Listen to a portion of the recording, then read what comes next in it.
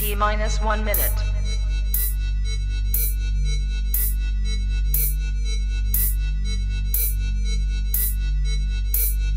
T minus 50 seconds.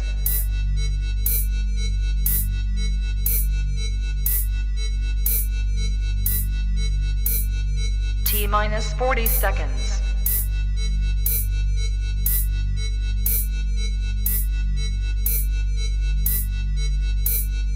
T minus 30 seconds.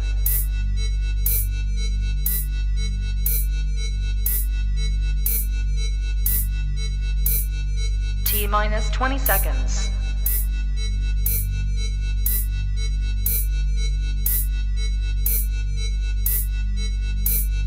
Ten, 9, 8, 7, 6, 5, 4, 3, 2, 1, 0.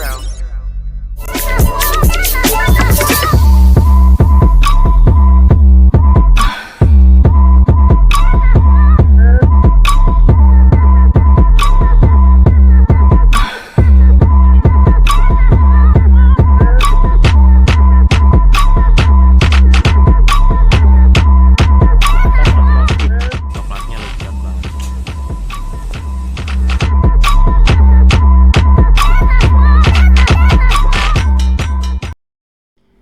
Assalamualaikum warahmatullahi wabarakatuh. Selamat datang kembali di mata kuliah Etika Profesi. Pada kesempatan kali ini bersama saya Andi Makulo dari Institut Teknologi PLN Jakarta. Dan pada episode kali ini kita akan membahas mengenai etika di kampus. Nah, bagaimana etika kita di kampus? Bagaimana cara kita menyikapinya? Langsung aja kita mulai ya. Nah, berkaitan dengan etika di kampus, kita coba dulu menggali dari teorinya atau dari orang ahli tentang etika. Ini kita ambil dari K.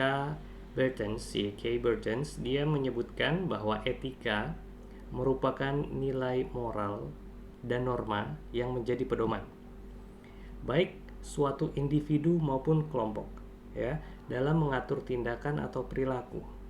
Dengan kata lain, pengertian ini juga bisa disebut sebagai sistem nilai di dalam hidup manusia, baik perorangan maupun bermasyarakat. Jadi masing-masing individu kita punya nilai, ya.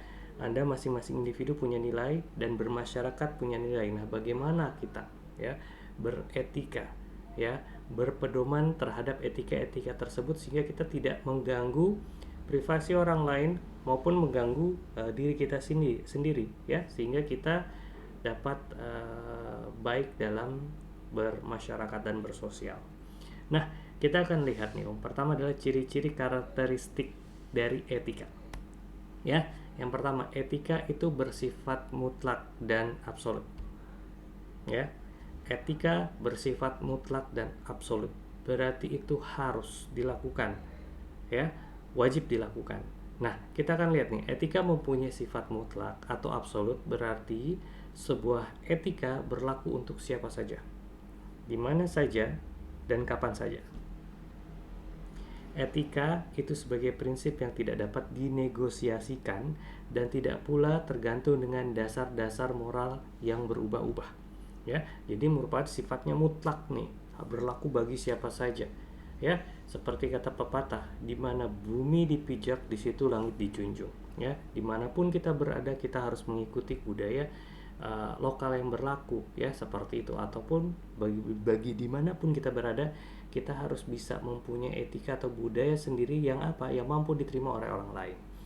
Oke, contohnya nih, ya, contoh membunuh dan merampas hak atau milik orang lain merupakan perbuatan tindakan yang tidak bermoral apapun alasannya.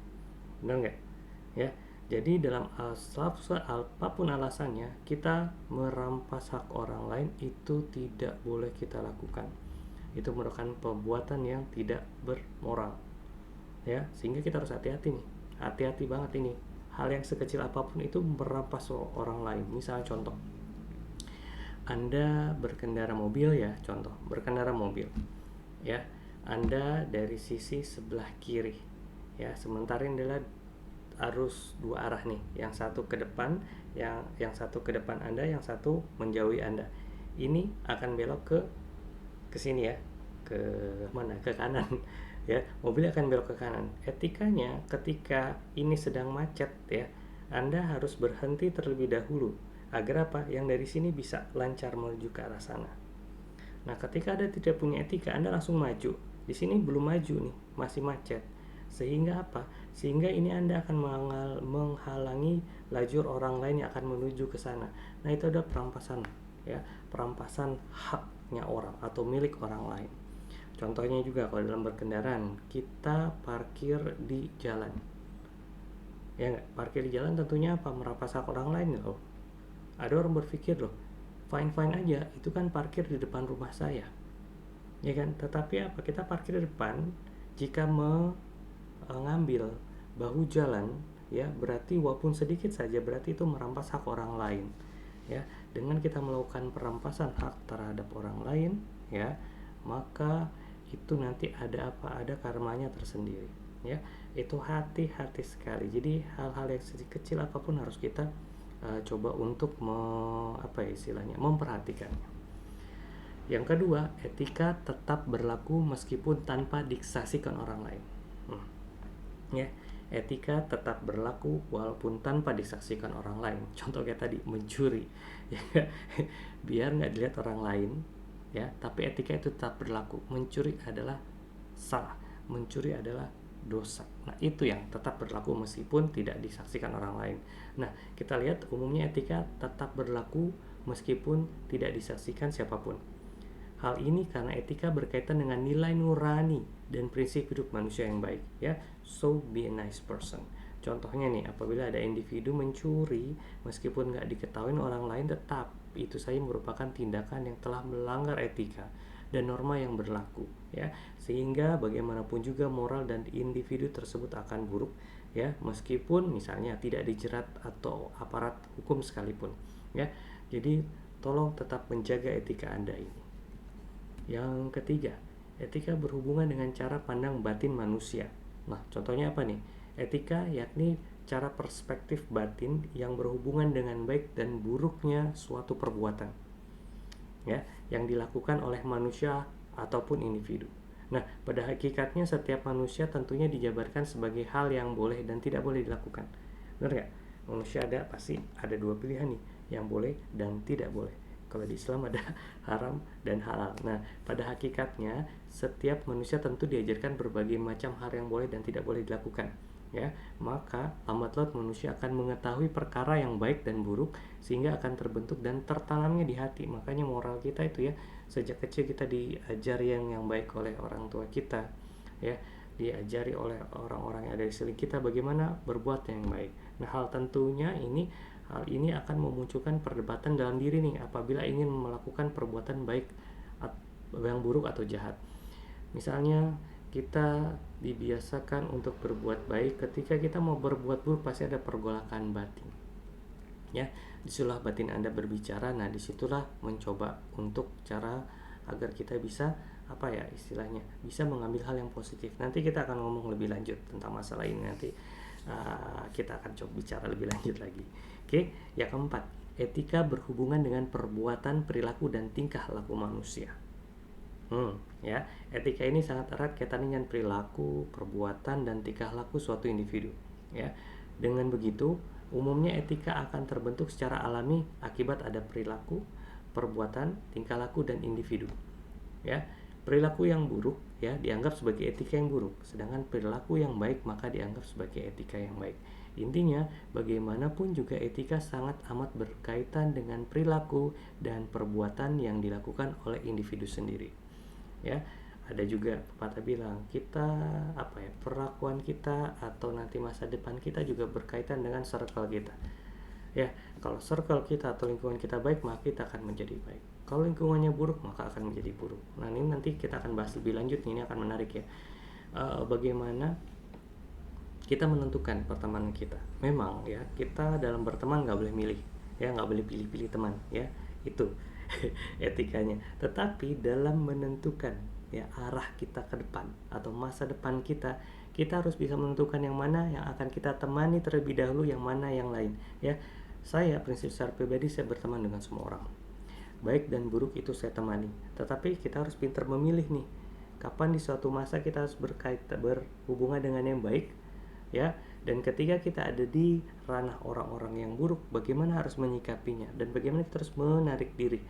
Misalnya seperti itu, jangan sampai kita malah ikut yang buruk. Memfilter, ya, sehingga insya Allah apa yang kita lakukan akan terus menjadi baik. Nah, etika itu bukan hanya diperlukan di lingkungan masyarakat saja, melainkan juga di lingkungan profesi, ya. Setiap profesi pasti berkaitan erat dengan etika terkait nilai, norma, dan kewajiban moral. Maka dari situ setiap anggota profesi harus sadar bahwa pekerjaannya memiliki keterlibatan moral tertentu. Ya, ini mungkin sudah mulai Anda mempelajari ketika berorganisasi, ya, bagaimana etika dan moral dan lain-lain, ya. Anda istilahnya Anda coba sampaikan, ya enggak, Anda coba perilakunya. Misalnya contoh organisasi dalam rapat, ya, bagaimana Anda hadir misalnya tepat waktu, yang kemudian Anda mencoba untuk mengemukakan pendapat, Anda juga coba untuk mendengarkan pendapat dan haknya orang lain, maka itu merupakan pelajaran dari etika, dan ini nanti akan tercermin di psikolog Anda, ya. Ini penting banget, Anda harus merubah etika Anda menjadi baik sesuai normanya, karena ini nanti tercermin di tes psikologi Anda, ya, tes psikologi Anda. Sehingga apa, ini nanti berkaitan dengan apa, nanti kalau Anda mau masuk PLN, seperti itu akan berkaitan. Oke. Nah, kita akan melihat, ya, seperti pembahasan kita kali ini, yaitu etika di kampus. Nah, kita akan membahas etika di ITPLN. Seperti yang kita tahu, kita punya budaya 6S, ya. Budaya senyum, salam, dan sapa, sopan, santun, dan juga sembahyang. Senyum, ya, kita ulangi lagi, ini akan harus terus berulang. Ini nanti nampaknya akan menjadi budaya, ya, seperti yang kita sudah bahas terus di dalam kelas, ya. Senyum, memberikan senyuman kepada orang yang ada di hadapannya, kan senyum itu ibadah, ya. Kita gampang banget tinggal narik ke kiri, narik ke kanan tuh udah senyum, seperti itu, ya. Paling gampang sekali, walaupun senyum kecut juga yang penting senyum, ya. Tapi kalau bisa sih senyumnya senyum lebar, senyum yang tulus. Nah, itu nanti akan memberikan efek positif pada diri Anda dan orang yang ada di sekitar Anda. Kemudian salam sapa, ya, salam dan sapa hangat kepada setiap orang juga, ya. Ada sopan, ya, etika misalnya permisi, ya kan, etika mengetik kepada dosen, mengetik kepada orang tua, bahkan kepada teman-teman Anda atau junior Anda juga itu ada etikanya, ya. Dan juga santun, ya, santun kayak mempersilahkan kita lewat, membantu membukakan pintu, seperti itu, ya, atau mempersilahkan misalnya, oh silakan duluan Pak, gitu, atau silakan duluan Dek, dan lain-lain. Kita lihat yang mana lebih perlu, nah itu dalam santun. Kemudian ingat selalu yang kita bilang adalah 6 yang paling utama, yaitu S, yaitu sembahyang, bahwa kita mendekatkan diri kepada Tuhan kita masing-masing. Agar apa? Ketika kita bisa mendekatkan diri, mudah-mudahan iman dan takwa dan juga etika kita akan selalu baik, ya. Ketika ada cobaan, ya, mudah-mudahan sama Tuhan kita diarahkan ke jalan yang benar dan lurus. Oke. Berikutnya, nah, ini ada beberapa etika yang ada di lingkungan ITPLN. Ini juga sudah pernah kita sampaikan, ya, entah Anda ingat atau tidak, ketika kuliah perdana biasanya disampaikan. Oke, etika di kampus apa aja sih? Contohnya nih, yang pertama di lift, ya, di lift. Alhamdulillah sejak tahun 2000 berapa, ya? Sejak 12 tahun yang lalu kita mencoba untuk etika mengantri, budaya mengantri di TPLN, ya. Jadi kita sangat erat sekali dengan budaya mengantri. Jadi di lift kita, karena lift kita cuma 4, ya, mahasiswa kita ada 4.000 4.000-an mahasiswa yang aktif. Nah, bagaimana untuk memobilitasi pemakaian lift, ya? Tentunya kita punya etika mengantri, dan itu sudah sangat baik sekali. Bahkan orang dari luar negeri juga ketika ke ada beberapa kan orang asing suka datang ke kampus, ya, dan orang-orang lokal juga datang ke kampus, melihat, oh, budayanya sudah sangat baik sekali, ya. Nah, ini tetap terus diteruskan, ya. Selain budaya mengantri, budaya mempersilahkan dosen-dosen atau orang yang lebih memerlukan, misalnya disabilitas dan lain-lain, itu dipersilahkan terlebih dahulu, ya. Dosen dan lain-lain silahkan. Ada kalanya memang dosen masih mengantri, ya, bersama dengan Anda, tapi dengan etikanya Anda harus mempersilahkan dosen itu duluan untuk masuk. Kenapa? Karena ya bukan kayak mentang-mentang dosen, enggak. Karena dosen itu yang akan mempersiapkan pelajaran untuk Anda. Dia pasti memerlukan waktu lebih daripada Anda, sehingga etika kita mempersilahkan dosen atau staf atau orang yang lebih tua untuk menaik lift. Dan budaya kita satu lagi, selain naik lift kita budaya naik tangga. Ya, budaya naik tangga itu sudah menjadi budaya. Saya sudah 24 tahun di kampus ini ya, tetap saya naik tangga. Kalau ruang dosen kita di lantai 6, saya dari basement langsung ke lantai 6 ya. Saya mempersiapkan diri, baru saya ngajar lagi di lantai 10. Nah, seperti itu. Sehingga apa? Sudah 24 tahun, mudah-mudahan kaki saya terus tetap kuat ya. Tetap kuat untuk naik, dan sampai di sana ya Anda juga semua kalau berusaha untuk tepat waktu pasti Anda naik tangga dengan tergesa-gesa. Nah, itu etikanya di lift. Terus di kelas. Nah, nih di kelas nih. Ya, etika di kelas saat ini ya mencoba ya, saya bersyukur bahwa semua mahasiswa saya di kelas saya pasti tidak ingin terlambat. Ya enggak, itu etikanya, hadir tepat waktu ya. Kemudian memperhatikan, mendengarkan, tidak berisik, tidak bermain gadget, tidak teralihkan fokusnya. Jadi ketika di kelas, cobalah di kelas itu cuma sekitar 50 menit ya, bagi kalau yang 1 SKS, 2 SKS juga cuma 100 menit. Jadi coba untuk perhatikan etika ya, mendengarkan jika ada orang yang berbicara ya, diam mendengarkan tidak ada orang bicara dan juga diam ya. Ketika dipersilahkan, silahkan berbicara ya. Mannernya misalnya bagaimana bertanya dan lain-lain, ini mungkin Anda sudah paham ya, tapi kita harus terus memberikan memberikan penyegaran. Kemudian kebersihan. Nah, kebersihan di kampus juga sudah bagus sih ya, karena kampus kita tuh sampahnya sudah dipilah ya, yang nantinya hasil dari pemilihan sampah tersebut kita jadikan energi ya di lab waste to energy. Kemudian kita sudah punya kebiasaan bahwa tempat sampah di kampus itu sangat sedikit ya, tapi walaupun sangat sedikit sampahnya sudah sangat berkurang. Jadi etika menjaga kebersihan di kampus sudah sangat baik sekali. Kita memang sudah terbiasa ya memungut sampah walaupun bukan milik kita. Kita membuangi sampah di tempat sampah yang telah ditentukan. Itu sudah sangat bagus sekali, dan jangan hanya di kampus, ditularkan di kehidupan yang lain juga. Menyangkut kesehatan juga ini sama juga ya. Kesehatan di kampus memberikan fasilitas-fasilitas yang sama, bahkan ada komunitas sepeda, komunitas yang lain-lain. Bahkan untuk kesehatan, rektor itu memberikan himbauan atau edaran bahwa kita harus ya, bagi yang radiusnya di bawah 5 km wajib jalan kaki atau wajib bersepeda atau minimal berkendara umum. Seperti itu. Untuk apa? Untuk menjaga kesehatan dan juga lingkungan kita. Yang terakhir apa nih? Oh ya, organisasi. Nah, ini juga etika di lingkungan organisasi juga sama. Bagaimana kita menciptakan keberlangsungan organisasi dengan baik ya, bagaimana kita berkomunikasi dengan baik, bagaimana disiplin dengan baik, jujur dan bertanggung jawab. Nah, seperti itu. Oke.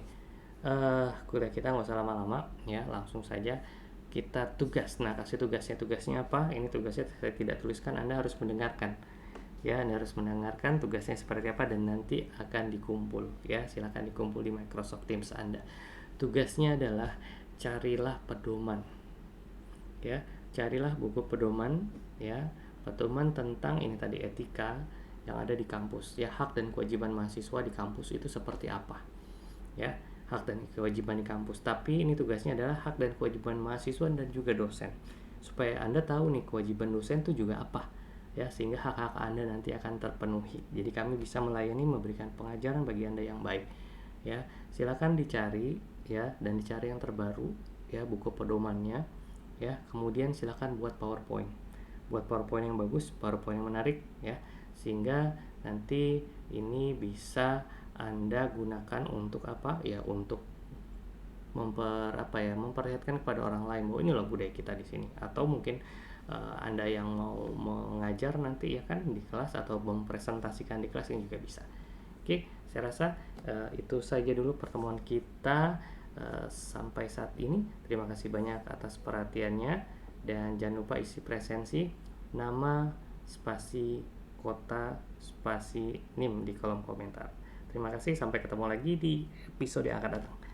Salam.